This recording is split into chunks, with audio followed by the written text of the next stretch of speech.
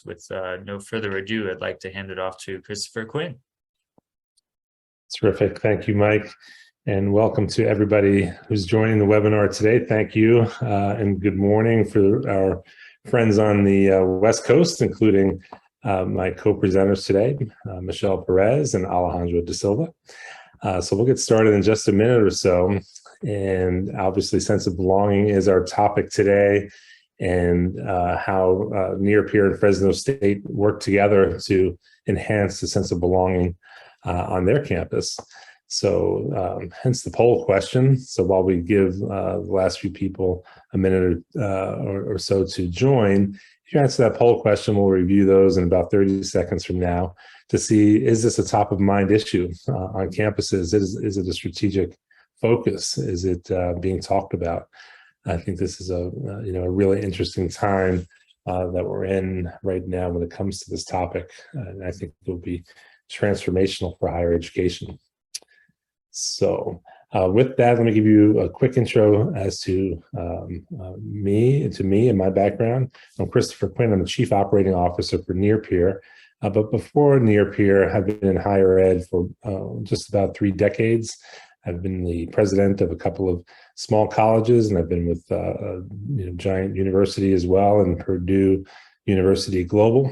And for me, I have a real passion for those things that affect student behaviors that lead to great student outcomes, because really higher ed is all about outcomes. Enrolling in higher ed doesn't mean much if you don't stay enrolled and graduate. And with Nearpeer, we have something that helps the students feel connected and go on to be successful. So with that, Mike, how does it look? All right, here are our poll responses. 93%. This number is going up, if anything. So this is really amazing to see that 93% of the campuses. This is a heightened awareness of this topic, and I think that the pandemic, if there's any silver lining, it brought this issue more top of mind for leaders on campuses.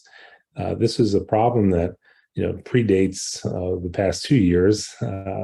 Students are really searching for that connectedness to the community, and it really does drive outcomes, as well as predict a student's mental health and wellness overall.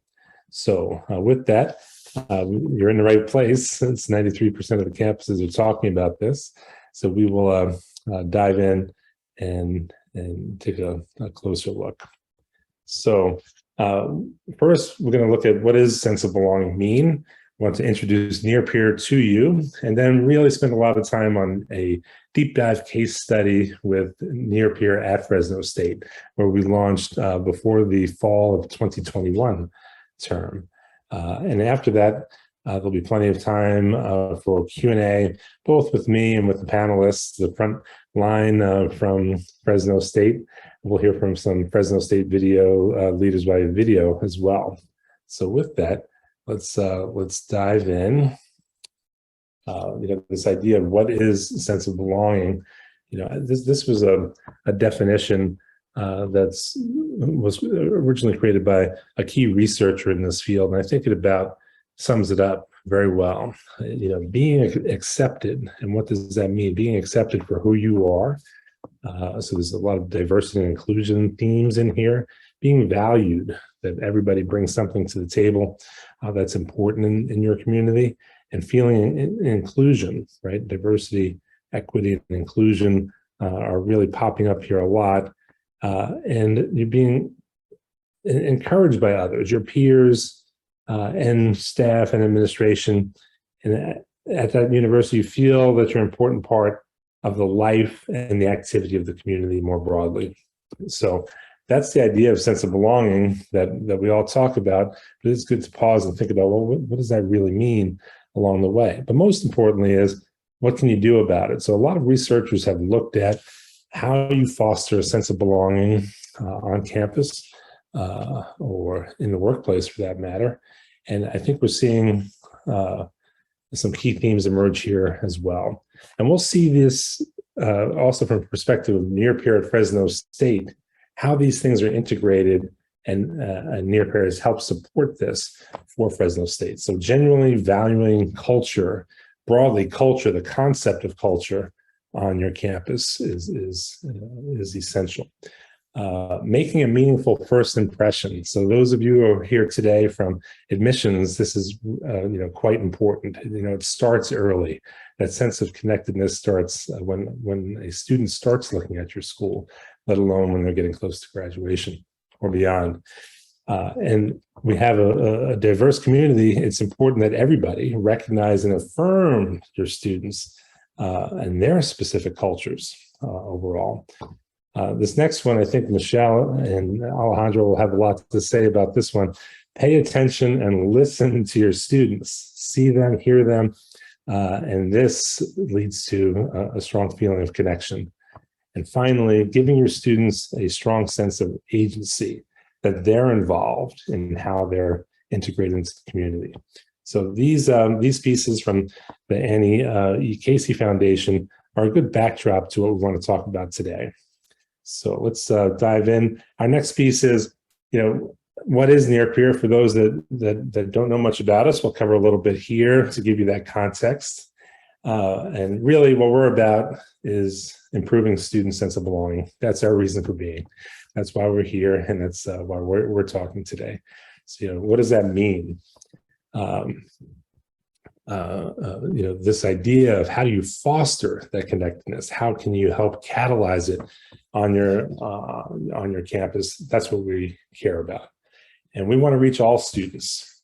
This is particularly important that we reach all students, not just the most extroverted students who feel comfortable trying to get followers in the world. This is really about genuine peer-to-peer connection. And I think that when you talk about a strong network, one-to-one connections are really even more important than one-to-many connections. So we're going to talk a lot about that today.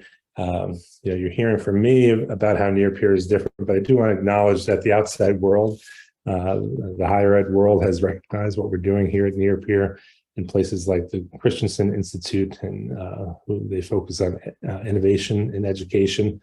The Hecklinger Report and EduVentures have all written about the work and results that we're getting with Nearpeer at places like Fresno State and a diverse spectrum of institutional types. So outside world thinks that, but what do the students think? The students love this tool. They really do. And these are some quotes from students. We'll hear from students in a little bit. Here's some more, but you can invite students to do something, but if it doesn't resonate, they won't use it. Fortunately, with Nearpeer, they love it.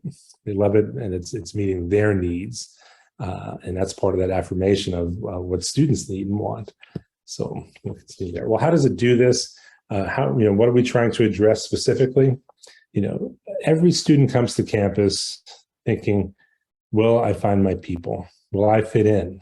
Will I find other people like me at the institution? This is, a number one concern, and they want some help finding new connections and new friends. Sense of belonging. Not only does it have mental health outcomes if it's not there, it has persistence outcomes that are negative if you don't have it. Students leave if they don't feel connected. They're not going to stay to graduate. To get to your DEI goals, having the richness of every individual be very accessible helps bring in inclusiveness, and I think we'll see a little bit about that. And finally, student satisfaction. When students talk about, do I like it here? Do I like my institution? When you tease that apart, community is central to that. So with that, we've had a lot of great results along the way. Mike will chat out a link for those of you who have not seen our Impact of Belonging report. Mike will chat that out, a link, and you can go to the download there. It's about 60 pages long with 6 great case studies of different institutions and the outcomes that they've had and the problems that they were trying to address, in part by using Nearpeer. So let's have a look there. giving you context on what does Nearpeer look like and what does it do. Here, a student from Loyola of New Orleans created a TikTok video that talks about the profile creation. So a profile is really central to what Nearpeer is, and having people identify who they are with about 2,000 different variables possible. So we'll take a quick look at this, and then we'll move on and see some samples of profiles. Hey everyone, so I'm Ashley and I'm going to be talking about the app Nearpeer. The first question is, what is Nearpeer? Nearpeer is an app for students to interact and network with each other for the upcoming school year. To use the app, first open up the App Store and download Nearpeer. Once you have it downloaded, you can go ahead and open up the app. Here you'll be prompted to enter your student email address and pick your school.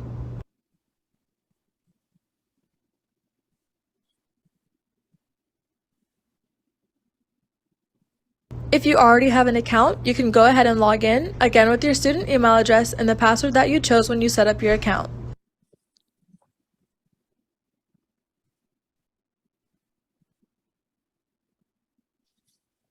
So these pieces are key because once you're in, you'll see a welcome screen and 3 dashed lines in the top left corner.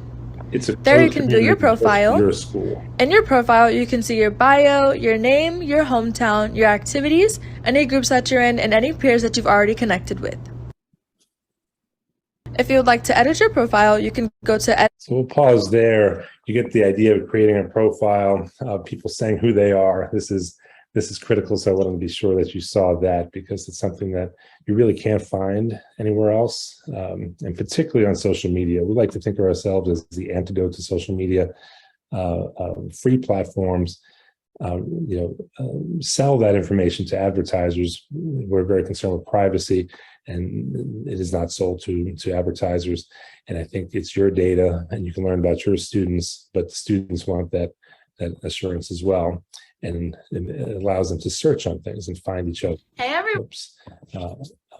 In a couple of ways. So the searching capabilities, our algorithms in the background, once you create a profile, you hit that little button in the lower left-hand corner that says Discover, and it shows you people with whom you share a lot in common. So if a student put in their profile, hit Discover, I might see Jean Daniel here, and I'll see that we share 7 things in common. We're, in the Promise Scholars group, we have interest in computer programming, basketball, and some other things. So I can click on Jean Daniel. I can see his full profile then. I can see all the things that he likes to do. And those things that you see circled in purple, those are those things that we share in common. So now we've really broken down a lot of barriers.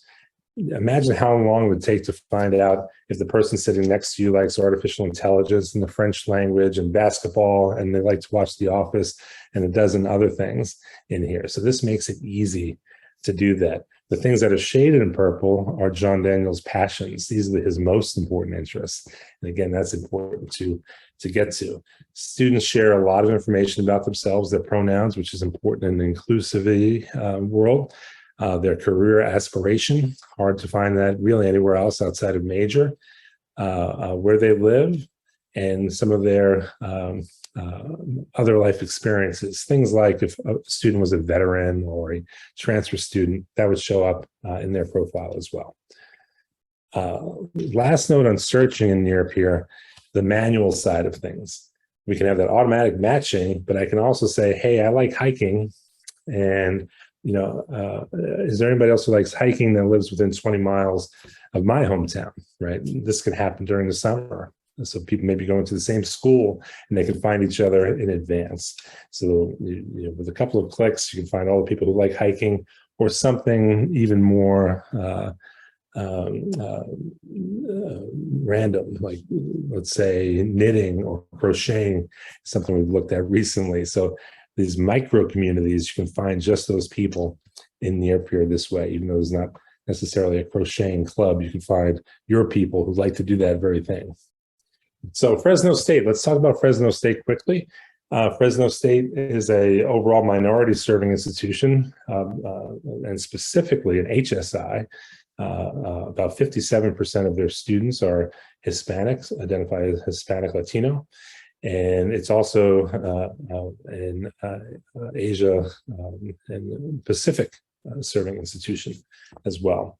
The undergrad enrollment, about 22,000. About 10% of those students are transfer students, an important population for Fresno State. So we'll talk a little bit more about transfer students. And a whopping 66% of the students at Fresno State are first generation. So every school has its own profile, and Fresno State's, we can help see what their priority populations are by understanding some of that. So we talked about, valuing culture and seeing this from the top and all through an organization. So here's an introduction of Nearpeer to the students of Fresno State by its president, Dr. Jimenez Sandoval. And after that, we'll see just a quick video of a little bit more of the user experience in Nearpeer, so you have this context that Alejandro and Michelle will be talking to you about in just a moment. Hello, I'm Saul Jimenez Sandoval, the interim president of Fresno State. As your president, I know how special our university is. I want to make sure you feel a sense of belonging here as well. This is why we set up a new resource called Nearpeer to help you connect with other incoming Fresno State students. It will help you meet your future classmates and connect with them in a significant way.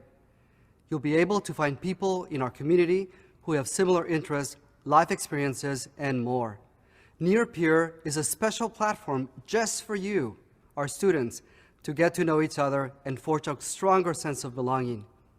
So, welcome to the Fresno State community. Now, start creating meaningful connections with Nearpeer, and go Dogs!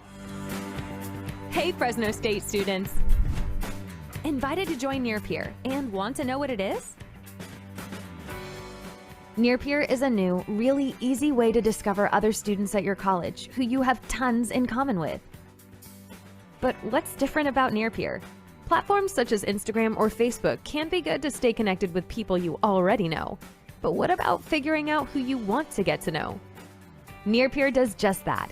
It helps you find other students at your college with shared interests, majors, life experiences, and more. Create a profile, enter your interests, a quick bio, career goal. You decide how much to share about yourself. And you're in. Now check out your peers by clicking the Discover tab. Nearpeer's matching algorithms instantly show you who you have the most in common with at your college. To meet peers, you don't have to introduce yourself in a large group if you'd rather not. Just connect and engage one-to-one. And if you're a transfer student, veteran or international student, Nearpeer helps you find others with shared experiences. Wondering which students live near you or have a hometown near yours? So I'm going to pause there over time to get the general idea about Nearpeer and some of the possibilities. And it's a very powerful and robust tool for you to use. But let's continue from there. Hello, I'm Saul. And hear just a little bit about how this idea of culture and belonging permeates Fresno State. And it's so central to their best practices around this in our work together. So here's Fang Yang. He is the Director of Undergraduate Admissions and Recruitment at Fresno State.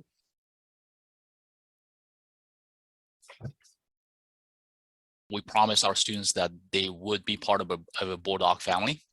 That's our promise to them, that when they joined Fresno State, they were part of the Bulldog family, and we had to find a solution that would deliver on that promise. So a little more from Fang, who couldn't be on our webinar today. He had prior commitments, but Michelle works with Fang every day, and Alejandro, as a student, knows Fang well too.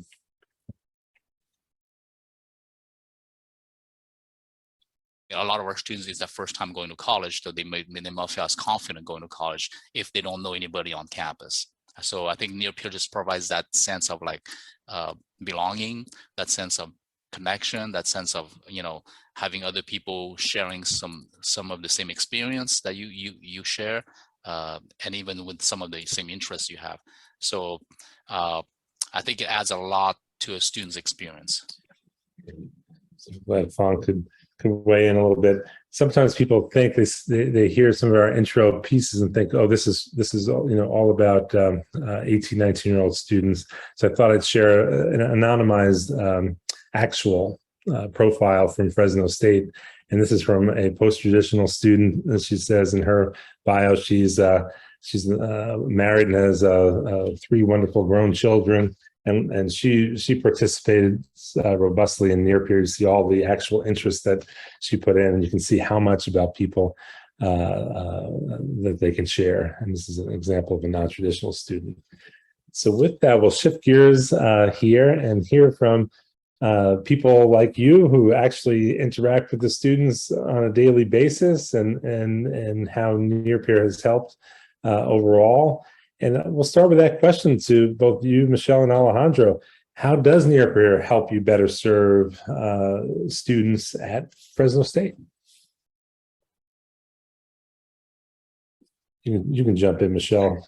Okay. I was being polite. I was gonna have Alejandro go first, but I'll go. Yeah.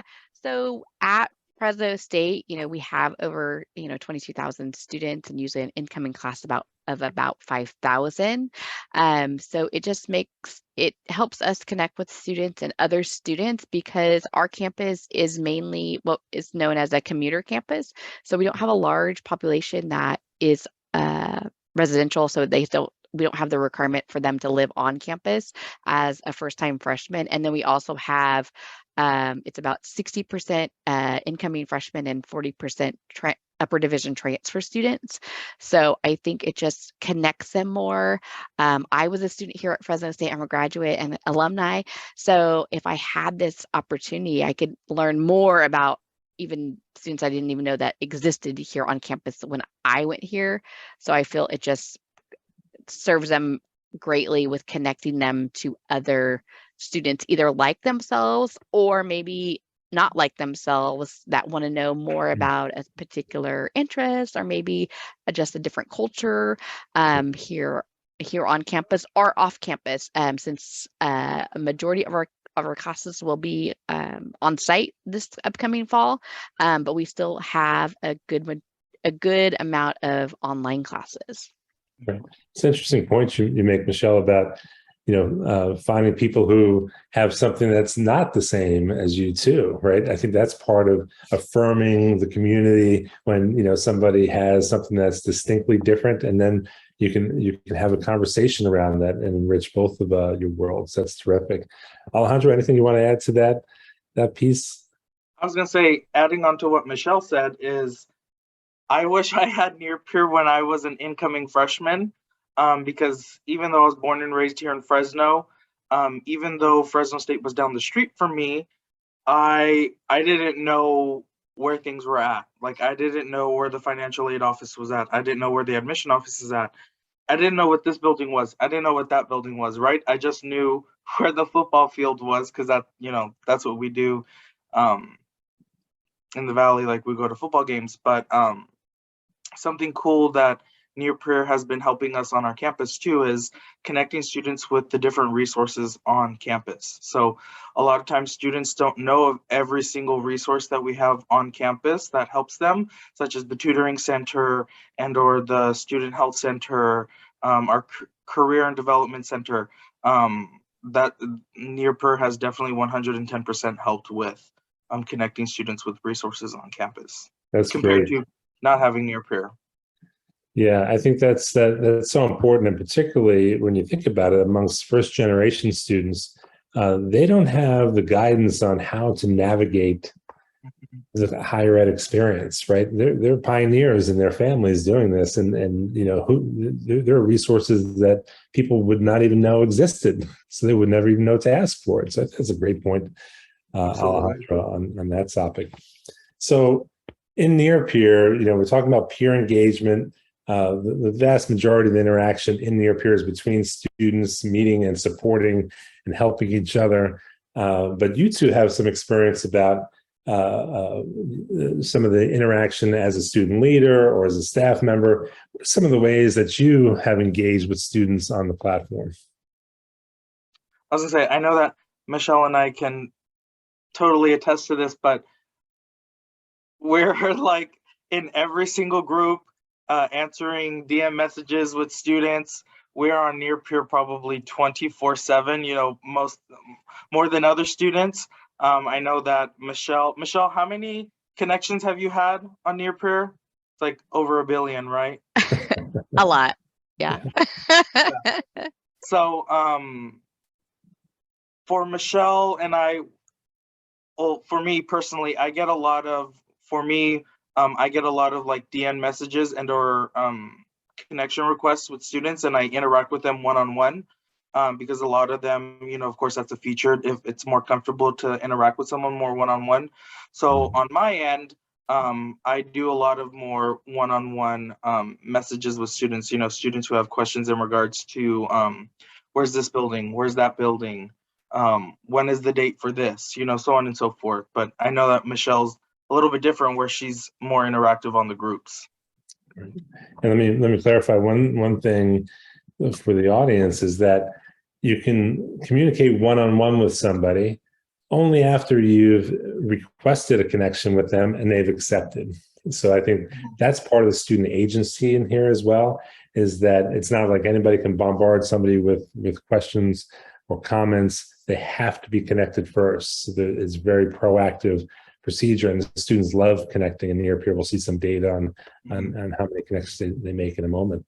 Michelle, you're about to say something on this front. Yeah, so I definitely do a lot of connecting and interacting in the groups. And then, like Alejandro said, like some students are group, like you can see that they're just chatty Cathy's in the group and comfortable asking questions, no matter the question, in the group. And then I do, I put my email in like my profile, because I know I had students that were asking like super specific questions that one I couldn't answer in the chat, because that just FERPA, that, yeah, they, it's like, that's too personal, you can't put that in the chat. It's surprising what students might divulge in the chat sometimes. And then, making that connection, or I say, hey, connect with me and then send me your information through the direct messages. Or I was even having students email me because they had a specific situation that I actually needed to go into the system and kind of see what was actually going on, and figuring out, okay, how can I help the student? And some things are just from whether, hey, I need to know where to buy a parking pass, or they have a super specific issue that they have no idea where to go or who to ask. And so I'm basically, a great resource for students and other staff as well, to kind of guide them basically on, their journey here at Fresno State, and make them more connected and more comfortable as they see, hey, Michelle from admissions and recruitment, or they may even not even know the office that I work for. Michelle at Fresno State helped me with this, or Alejandro helped me, whether it be find the best bathrooms on campus. We do kind of a spiel on that for students. We've had a question about that too, yeah. Or, just connecting with him personally because of the interest that he has and the involvement on campus that he has. So Terrific. And you were telling me a little bit about how other departments use it, like financial aid, that students can get their financial aid questions answered, and they seem to, the staff seems to love it because they can answer a question, just once, and 10 students get the answer to a question about, FA specific, like award letters haven't been issued yet or something like that, and they don't have to take in 10 phone calls, which is pretty cool. Michelle, do you think it makes you more sort of accessible, as a staff person from your perspective? Yeah, I think it's, meeting students where they're at. I know Christopher hasn't kind of showed more of like a mobile device, the app, but I have it both as an app and as it works great on a computer or a laptop or PC, Mac, whatever you have, which I find so enjoyable. I also run social media for our office, and so if you've ever ran Instagram on a computer or a laptop, you know exactly what I'm talking about. So meeting students where they're at, and the connection, being a helpful resource, whether they want to do it a chat or a direct message or an email.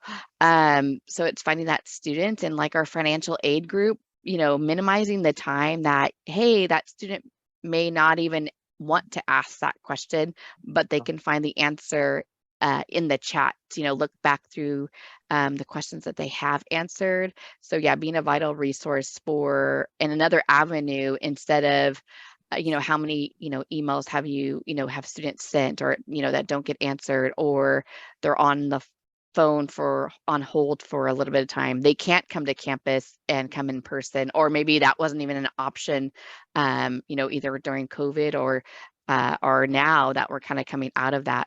So it's just another way, and then students can kind of figure out which way is best for them. But if not, like I said, I can put stuff in the chat depending on what chat they're in, and they can kind of find the answer. Or I have students now like putting in the answers to questions. So it's like they're actually helping other students because they know the answer. Or one time I didn't even know when you could buy parking passes, and a student was putting in a date. So I found out something that I didn't know about Fresno State. So yeah. Funny. That's a great example. And Alejandro, I'll come to you to answer the question that's on the screen here about helping students feel how they belong. But let me answer some questions that came in through the Q&A quickly. There's a question about bullying and other bad behavior. I'll just answer this quickly by saying, first off, there's very little to none in terms of what we would deem inappropriate behavior. The incidents that we do have are very minor, things like somebody has an inappropriate message on the t-shirt in their profile photo, something like that. The students behave well because there's no anonymity in the platform. It's a closed community just for your students, and there's a verification process that people come in, and we moderate the platform, as does every user. So any user can flag anything as inappropriate. It gets triaged very quickly, and that content can be taken down. And as I said earlier, you can't even reach out to somebody directly unless you're connected. And again, students have agency, they can disconnect right away, and then that person is no longer accessible to them. So behavior has been phenomenal on the platform. Tens of thousands of students who are on, and it's been a non-issue. The last question in the Q&A, I'll answer quickly. Multilingual options available in Nearpeer. The simple answer is it's a keyboard on a computer or phone-based app. So if the keyboard supports the language, so does Nearpeer. So whatever you type in that language will show up with that in the app. So that's a quick answer to that. So Alejandro, has Nearpeer helped students feel like they belong? And what's been your experience with some of the other students at Fresno State? In short, yes.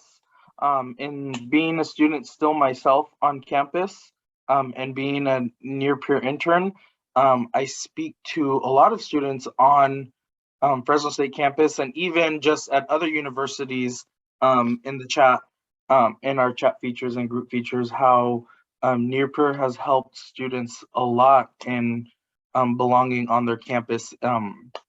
There was one student who was talking about how I had met with him last summer, and he was talking about how his school pride, like he's very prideful in Fresno State because of all the information that he's learning about Fresno State and Nearpeer, how we help with this, we help with that, so on and so forth. So I'd say it has definitely helped students belong, because you can find students within the same interests as you, same affinity group, same cultural background, so on and so forth.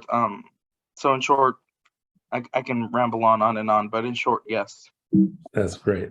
That's very helpful.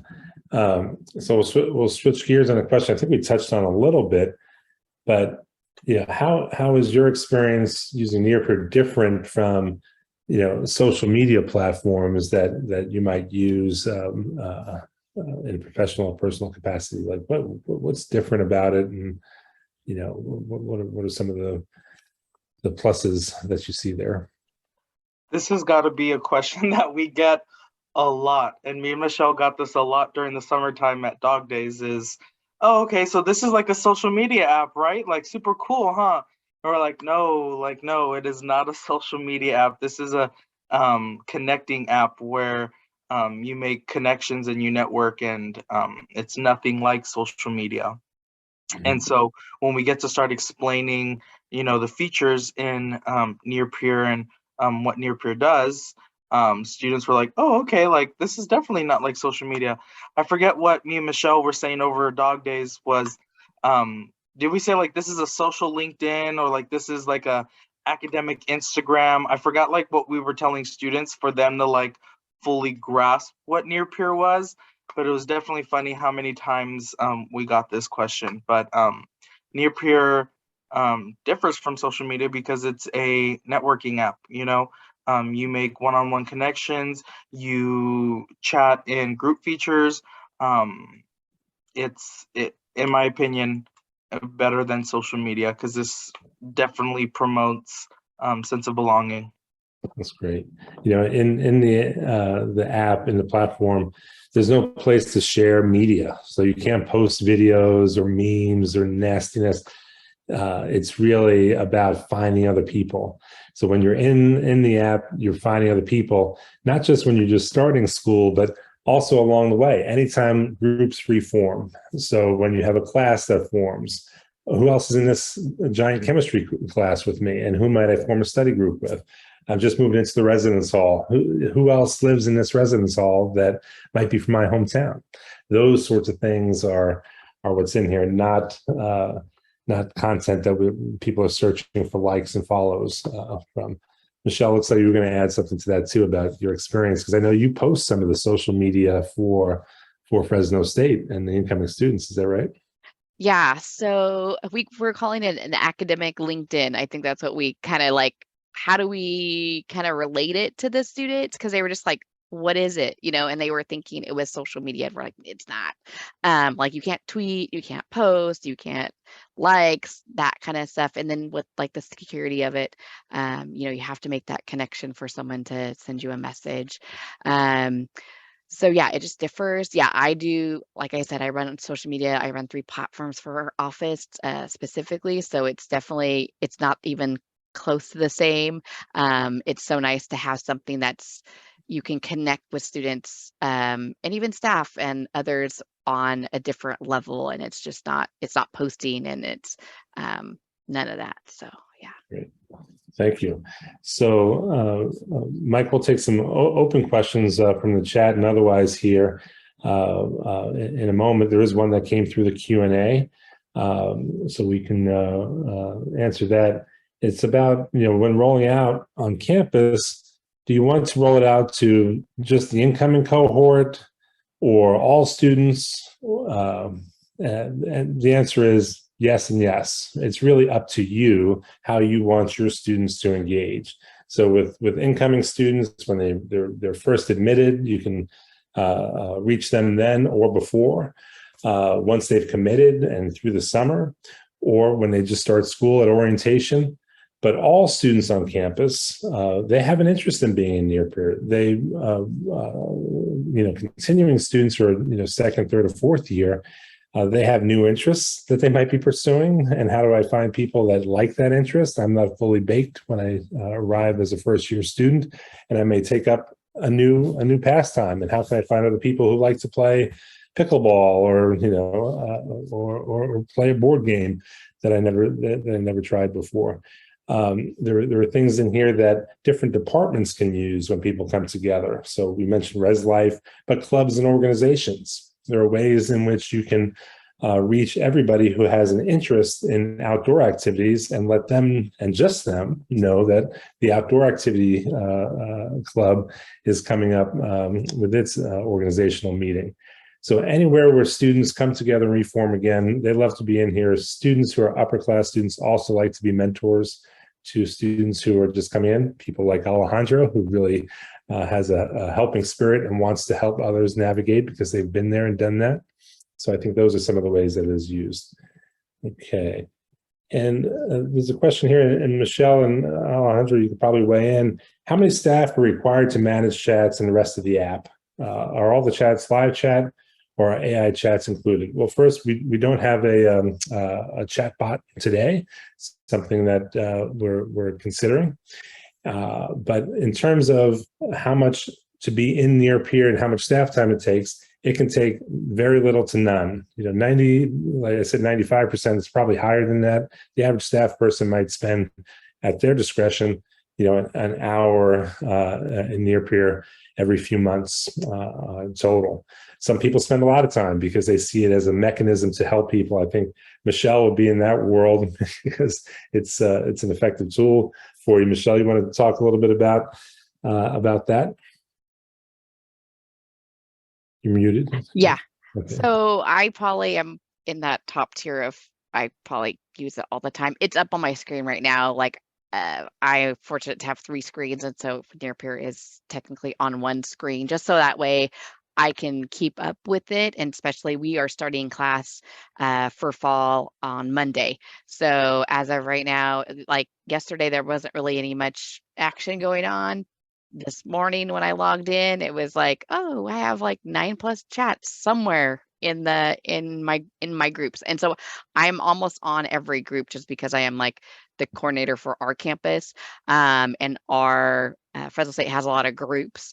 But like our financial aid group, the person that was running it last year, she would have like financial aid Thursdays or something like that. So she only checked it and answered questions on Thursdays because she has other job duties and busy, and so she only checked it and answered on Thursdays and put that in kind of like a notation, like, hey, this is when I'm going to answer the chats. But it really doesn't take that much time. You can have a notification if you have it on your phone, a notification or an email sent that say, hey, you have some new chats in your groups, or you have a message or whatever the case may be. So there is ways to get notifications if you are just, hey, I don't have a ton of time to manage it. It doesn't take that much. And there's ways to know if there's something going on. But yeah, I'm in that weird. Yeah, I shouldn't say that's weird helpful. top here, but I think what comes through is how student-centric you are and the entire campus is. So if a student is reaching you, like, well, we want to help them. But I have to say that Fresno State has probably more groups than any of our university or college partners today. So you have over 100 groups, I'm sure.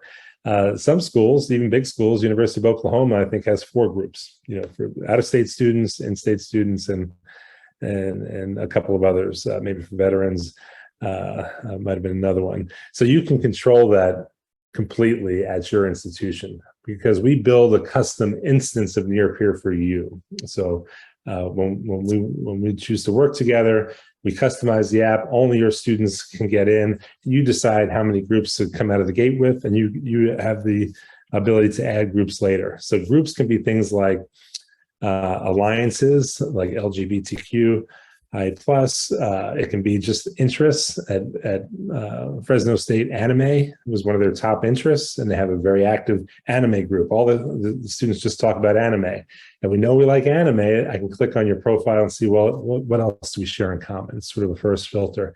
So really, you have full control of that lever on staff time. It can take no staff time at all, and implementation takes minimal staff time. We'll hear from Fong on that in just a moment. Okay, looks like no other questions have come in, so we'll keep it moving along here. We'll have one last chance for questions at the end. I pulled up this one because some, asking about what does it take? Is this a heavy lift? So let's hear from Fong directly on that one.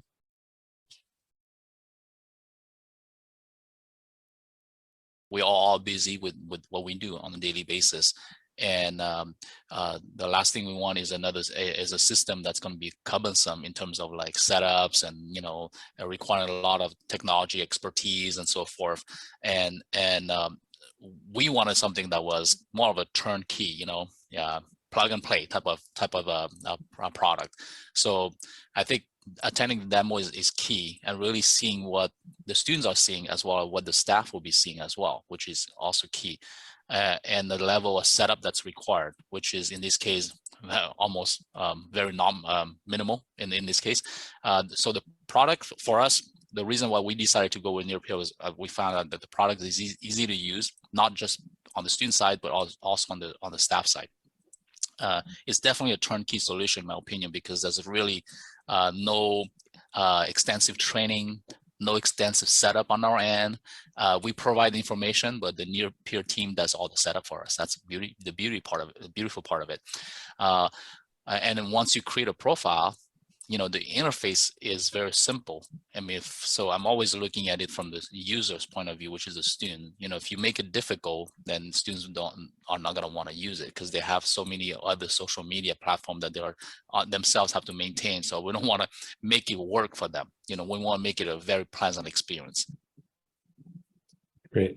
Got a couple of other questions that came in. And one was about data. And somebody had read in the report, this was Kristen, said, there was some data presented in our outcomes report, and the initial data was about adoption and engagement, and that's how many in this particular study during that first 3 months. How often did the students come back? About 51 times. They spent about 6 hours on the platform. In the social media world, that may not sound like a lot, but we're not social media. This is 6+ hours just of connecting and interacting with other students. This would be like your entire orientation day spent just connecting. That 1 hour that you might have over lunch, that you might meet a couple people. You can find a lot of people in Nearpeer that you really resonate with. And then before move-in even happened for them, or the first day of class from the commuter perspective, each student had made on average 24 connections. And those students who were on the Nearpeer platform had a 2.3x lower no-show rate. So a higher no-show rate for non-peer users is the flip of that. So this is our first data point along the longitudinal study of the students and where they come in. And we looked at other slices of that. For example, we said this is an HSI. So amongst Hispanic students, they were 2.85 times less likely to melt as compared to non-users.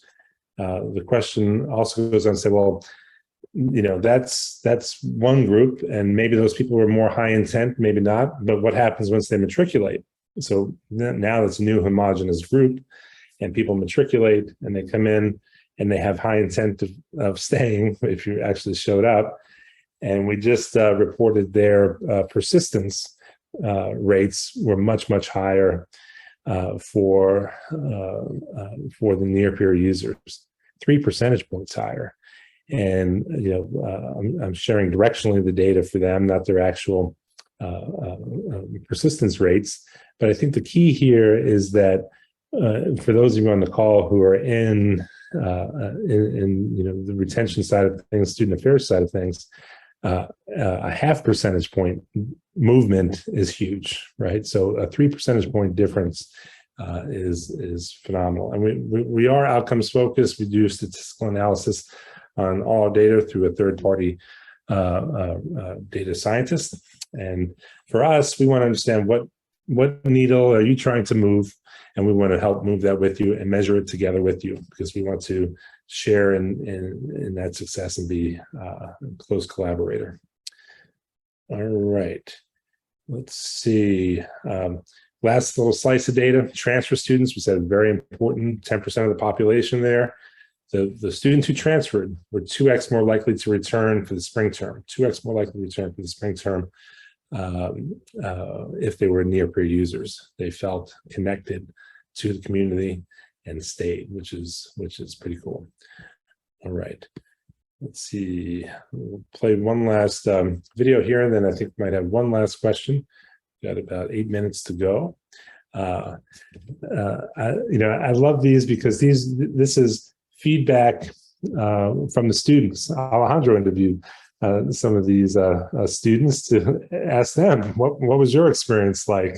So we started this presentation with, the president of Fresno State, but really what the students think is what matters. So we'll hear some of their stories here now.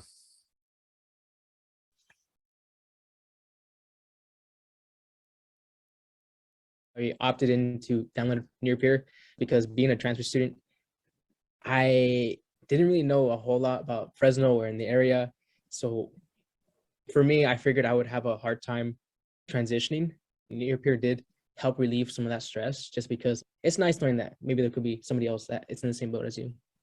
One of my favorite things about Nearpeer is groups, and a lot of people can just join a group. I've seen a lot of groups that are titled like Taylor Swift, a group that, all the Swifties want to join, or boba. I've been in one where it's healthy minds, just about like our well-being. So I've loved those because we can just connect with people that have similar interests as us. I would not have found a roommate if it wasn't thanks to Nearpeer. Nearpeer was essential for me finding a roommate out here in Fresno, especially since I'm coming a long way. Through Nearpeer, I was able to meet Alex, and I'm ever blessed for that. And something else is that through Nearpeer, I was also to meet other musicians, since I also like partake in making music. And it helped me shape some relationship too, with like make more friends too as well. Because I just randomly went to like some group chats about like sports, because I'm interested in like soccer and stuff like that, and I made more friends. We got the email saying, oh, you can meet people, make friends, and then something that caught my eye was that there's a section especially for your major. So that's where I was like, oh, okay, that's pretty cool. Then I get to meet people who's going into the same field as me. I do like to study like in groups. I feel like it's better for me. I don't think I can focus studying by myself. In my profile, I actually have that I'm looking for a roommate, and I've talked to a couple girls too, and I'm pretty sure that if we end up being roommates, that we'll probably just like carpool. I would say that I was definitely nervous and scared, just because it was going to be a completely new like environment, and I think the app definitely had an impact on my transferring process, because it did make it easier. Sometimes it's harder to start friendships in person, so I feel like Nearpeer can be like that. It can be like that, like the first step into like starting new friendships. I'm basically from India. It was like a new change of country for me, so I was a bit concerned. The app basically helps you to get out of that awkward phase which everyone have at their first day of college. If you're interested in downloading Nearpeer, I would recommend it. It personally has helped me be a lot calmer about going into Fresno State. I had a couple friends, but they're not in the same major as me, so I was kind of, freaking out, like, I don't know what to do, I don't know who to talk to, but it definitely helped me, and now I have a friend that I talk to every day. This is the first social media that I have that is exclusively people I don't know and people that I would like to get to know. I have 2 kids, so there's like a group for people that also are going to Fresno State with kids, and I think it's really scary to go to a really big school, so it's nice, even if I were to meet one person on the app, it's nice to know that I'm not going to a big scary place full of people I don't know. There's people that I'm going to recognize. I think students and staffers should download Nearpeer because there's so many questions out there that students get immediately answered, whether it's by another student or a staffer. It's just another great resource. I don't think I've ever seen a question go unanswered. Somebody is always there to help. And that's what I really like about it, is it really does pull you closer to your campus. So there's it's always fun to hear from the students. I don't get tired of that. So we have a few minutes for a couple last questions. There's one in the Q&A, and that is, do faculty have profiles? Again, up to the institution. Faculty love to have profiles. Imagine having your class and of 10 students or 150 students, and you can form a group just for your class. So there can be a group just for that class. And it helps humanize that faculty-learner relationship. and helps build learning community when students can find people who are in the class that they may share other things in common with and will feel very comfortable studying with or participating in group projects with. And I think for the faculty, you know, to students, particularly first-gen students, the professors in the ivory tower, like they're untouchable. I can't even interact with them. But if suddenly I say, hey, my professor also likes to play the guitar, isn't that cool? If they're a real person, then maybe I might go to their office hour and actually interact where I might have avoided it otherwise. So yes, faculty can, and like everything else in Nearpeer, the institution has agency. You can set it up to fit how you work. Today we looked at Fresno State, their specific needs, and how they've implemented Nearpeer. Every school and university is a little bit different. So with that, we'll take the last couple of questions in our last 2 minutes. And I'll have Michelle and Alejandro get 30 seconds or so to wrap up and share anything else they would like.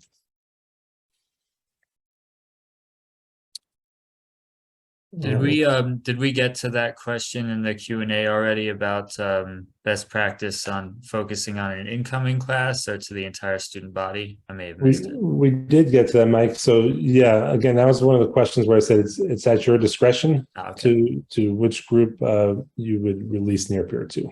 And Sorry about that. As well. Yep. Thanks for checking that. All right. With that, Michelle, you want to give some closing comments or any thoughts that you have from today, and then we'll go to Alejandro, and then we'll wrap. Yeah, I just think